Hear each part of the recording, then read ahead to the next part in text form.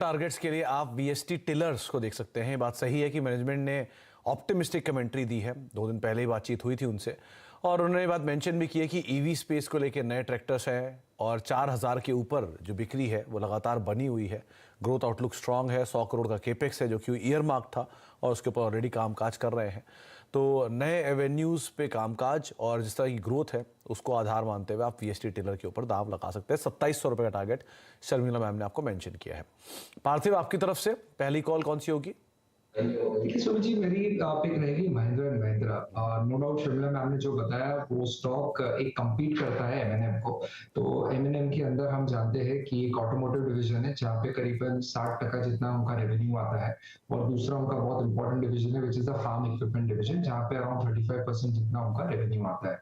और farm equipment division इसलिए important है बिकॉज यहाँ पे जो एबिट मार्जिन है वो काफी ऊपर रहते हैं।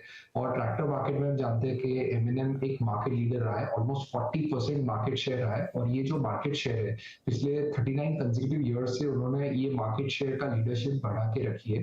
तो दैट इज फैंटास्टिक। और नॉट ओनली दैट, काफी इनोवेशन भी करते हैं ट्रैक्टर सेगमेंट में। हमने देखा है कि इवन ईवी सेगमेंट के अंदर उन्होंने फोरे किए हैं ऑलरेडी ट्रैक्टर्स के अंदर। और not only in the Indian markets लेकिन एक्सपोर्ट्स में भी काफी उनके अच्छे मार्केट्स में इनकी प्रेजेंस है, whether we talk of Brazil, US.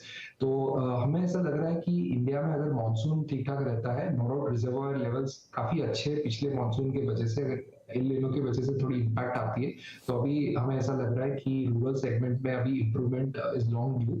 Budgetary allocation भी काफी वहां पे गया है, तो रूरल सेगमेंट से अगर तेजी आती है तो हम देखेंगे कि एमएनएम का जो ट्रैक्टर सेगमेंट है उसका वॉल्यूम बढ़ता है तो काफी ऑपरेटिंग लेवरेज मिलती है और ओवरऑल कंसोलिडेटेड नंबर्स के मार्जिन सुधरते हैं। दूसरी अच्छी बात यह है कि उनका जो automotive division is firing on all cylinders. यहाँ पे भी हमने देखा है कि जो यूटिलिटी व्हीकल सेगमेंट में उन्होंने मार्केट शेयर लूज किया था करीबन FY20 में, ये अभी धीमे धीमे करके अच्छा मार्केट शेयर जुटा रहे। पैसेंजर व्हीकल सेगमेंट में 4th लार्जेस्ट प्लेयर है, it's quite a scale.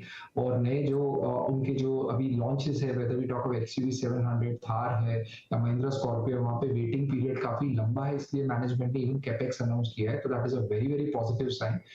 MNM में दूसरी अच्छी बात यह है कि ये 16 के पी मल्टीपल पे अवेलेबल है स्टॉक। और यहाँ पे अगर मैं सम ऑफ पार्ट वैल्यूएशन देखूं, क्योंकि ये एक होल्डिंग कंपनी भी है उनके फाइनेंशियल सर्विसेज, और अगेन जो फाइनेंशियल सर्विसेज है वो रूरल इकोनॉमी पे बहुत डिपेंडेंट है, तो वहाँ पे इंप्रूवमेंट की वजह से ये कंपोनेंट भी महिंद्रा एंड महिंद्रा के लिए अच्छा रह सकता है। दूसरा उनका आईटी सेक्टर में भी उनका जो इन्वेस्टमेंट है तो वो भी एक अच्छा रीजनेबली अच्छा परफॉर्म कर रहा है। तो ओवरऑल में देखो वैल्यूएशन कंफर्ट है, रूरल की काफी स्ट्रॉन्ग थीम है। और रूरल सेगमेंट में भी हमने देखा है कि जब तेजी आती है तब यूटिलिटी व्हीकल का डिमांड बढ़ता है, तो दैट विल ऐड डेफिनेटली सोने पे सुहागा रहेगा एमएनएम जैसी कंपनी के लिए। तो मुझे लग रहा है कि 1 साल के अंदर ये 20% जितना रिटर्न दे सकता है और लॉन्ग टर्म पोर्टफोलियो स्टॉक बहुत अच्छा है एमएनएम। महिंद्रा एंड महिंद्रा ना केवल ट्रैक्टर बल्कि 2 व्हीलर से लेके कमर्शियल व्हीकल हैवी वेट तक बनाने वाली कंपनी। आप अगर दाव लगाना चाहते हो तो एमएनएम दूसरा नाम रह सकता है। शर्मिला मैम, इसके अलावा कोई दूसरा नाम जो कि आप पिक करना चाहो agrochemical, chemical, monsoon theme related stocks में? तो उसमें एक नाम रहेगा पीआई इंडस्ट्रीज। जैसे कि आपने कहा ये एक पेस्टिसाइड और एग्रोकेमिकल्स बनाने वाली कंपनी है और नतीजे काफी बेहतर रहे हैं पिछले क्वार्टर। उसके साथ साथ अगर आप उनका बिजनेस भी देखें, कस्टम सिंथेसिस पे काफी फोकस है, उसमें वो फार्मा में भी जाने की सोच रहे हैं, एक्सपोर्ट भी काफी करते हैं। So you know my overall feeling is कि प्योर प्ले फर्टिलाइजर से मुझे पीआई इंडस्ट्रीज जैसी कंपनी पसंद है। Because you know at the end of the day अभी हम अप्रैल में बैठे हैं, वी डोंट नो कि मॉनसून किस तरह से पैन आउट होगा और 2 अलग अलग एजेंसीज ने थोड़े डिफरेंट व्यूज दिए हैं। So I am sort of positioning myself कि अगर मॉनसून ठीक भी नहीं रहा तो भी ये कंपनी में वैल्यू है, गिवन यू नो कि उस तरह उसका बिजनेस किस तरह से है और आगे वो किस तरह से परफॉर्म भी कर सकते हैं और वैल्यूएशंस किस तरह से भी है। So I think this is a stock that can be bought with a target of 4,000 rupees. तो अगर आप कोई ऐसा नाम पिक करना चाह रहे हैं जो मॉनसून या नॉन मॉनसून दोनों ही लिहाज पे आपको हेल्प करे तो पीआई इंडस्ट्री, दो ये कंपनी को बड़ा बेनिफिट मिलेगा अच्छे नंबर से या अदरवाइज एग्रोकेमिकल की बढ़ती डिमांड से। लेकिन आप वैसे भी देखना चाह रहे हैं तो एक अच्छी क्वालिटी कंपनी है, निवेशकों को इसने बढ़िया पैसा बनाकर भी दिया और आगे भी शायद बनाएगा, ऐसा शर्मिला मानती हैं। तो 3000 रुपये के टारगेट्स के लिए आप पीआई इंडस्ट्रीज को देख सकते हैं। आपकी तरफ से पार्थिव सर, दूसरा नाम कौन सा रहेगा? मुझे कोरोमंडल इंटरनेशनल बहुत अच्छा लग रहा है। बेसिकली हम जानते हैं कि ये एक मुरुगुपा ग्रुप कंपनी है, बहुत ही एफिशिएंट कैपिटल एलोकेटर है और रूरल सेगमेंट की बहुत बड़ी प्रॉक्सी है बिकॉज इनका काफी बिजनेस रूरल सेगमेंट से ही आता है। बेसिकली हम देखने जाए तो यहाँ पे वैल्यूएशन बहुत कंफर्टेबल है, 13 के फॉरवर्ड मल्टीपल पे चल रहा है और मार्केट कैप करीबन 27,000 करोड़ है।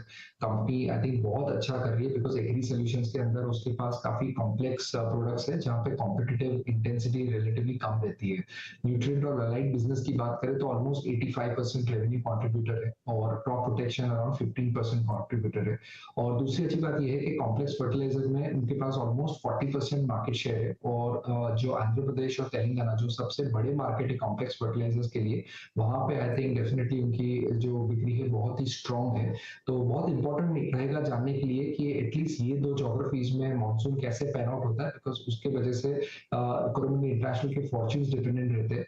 और यहाँ पे हम जानते हैं कि जब इन्वेंट्री लेवल्स कम होते हैं तब उनको अच्छा प्राइसिंग पावर मिलता है, रॉ मटेरियल सिनेरियो भी काफी कंफर्टेबल है। और मैन्युफैक्चरिंग प्लांट्स की बात करें तो करीबन 16 मैन्युफैक्चरिंग प्लांट्स है, तो काफी स्केल पे कंपनी काम करती है।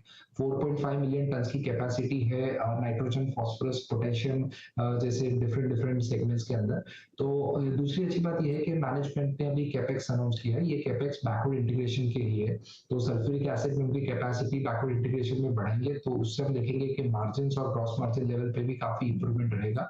तो उस लिहाज से भी हमें लग रहा है कि आगे जाते ये बहुत अच्छा कर सकता है। तो आई थिंक एक साल की अवधि के लिए मुझे लग रहा है कि ये 20 to 25% जैसा रिटर्न दे सकता है।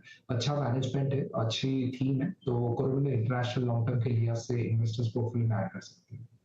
EID पेरी यानी कि मुरुगप्पा ग्रुप की जो सबसे प्रोमिनेंट सबसे पुरानी कंपनी है, उसने 1950s में कोरोमंडल की शुरुआत की थी। और एक इंटरेस्टिंग पार्ट ये भी है कि उस समय पर जब शुगर से एक बाय प्रोडक्ट्स निकलते थे तब उनको ज़रूरत लगी कि एक फर्टिलाइज़र स्पेस में भी कंपनी होनी चाहिए और तब उन्होंने इस फर्टिलाइज़र स्पेस में इस कंपनी की शुरुआत करी, वो है कोरोमंडल इंटरनेशनल। तो करीब करीब 70-80 साल पुरानी कंपनी, पुरानी हिस्ट्री के साथ और बहुत बढ़िया मुरुगप्पा ग्रुप की कंपनी, जिसको अगर आप तलाशना चाह रहे हैं फर्टिलाइज़र एग्रोकेमिकल स्पेस से तो आप कोरोमंडल इंटरनेशनल को देख सकते हैं। वैल्यू वाइज भी साउंड है और अगर आप सीजनल को छोड़ के, साइक्लिकल को छोड़ के एक सिक्युलर ट्रेंड से रिलेटेड कंपनी ढूंढ रहे हैं तो एक कोरोमंडल इंटरनेशनल ये नाम हो सकता है। 4 नामों की हमने बात